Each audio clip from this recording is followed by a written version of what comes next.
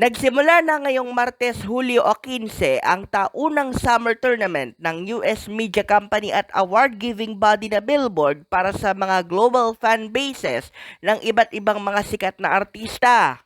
At tulad ng nakagawian, 64 na mga fans club ang magkakaharap-harap sa Billboard Fan Army Face-Off 2025 upang malaman kung sino nga ba sa kanila ang mga tatanghaling pinakamasugid. Halo-halo na mga veterano at papausbong pa lamang ang mga magsasalpukan ngayong taon at ang Pilipinas sa pang-apat na sunod na pagkakataon ay iwawagayway naman ng mga 18 ng SB19 na tatangkain namang makakuha ng 3-peat sa taunang torneo.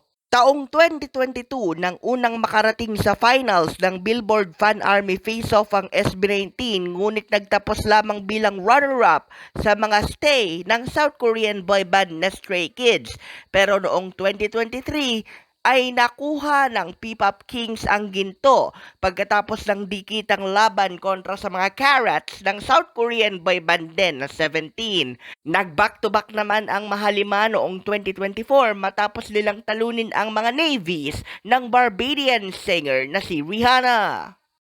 Aktibo na ngayong linggong ito ang botohan para sa Round 1 ng Billboard Fan Army Face-Off 2025 at katapat ng mga 18 ng SB19 sa panimulang bahaging ito ng torneo, ang mga fans ng Canadian singer, songwriter at dancer na si Tate McRae na unang nakilala bilang finalist sa reality show na So You Think You Can Dance.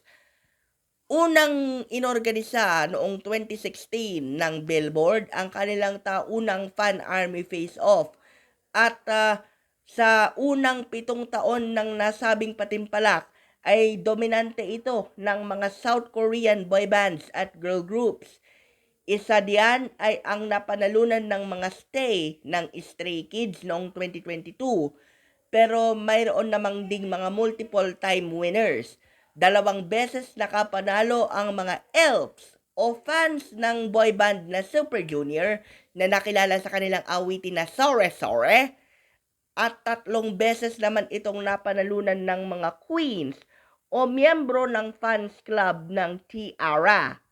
At isa ring beses nakasungkit ng panalo ang mga VIPs ng boy band na Big Bang na nakilala naman sa awiting Fantastic Baby. 2023 at 2024 naman ito napasa kamay ng Pilipinas sa katauhan ng mga 18 ng SB19.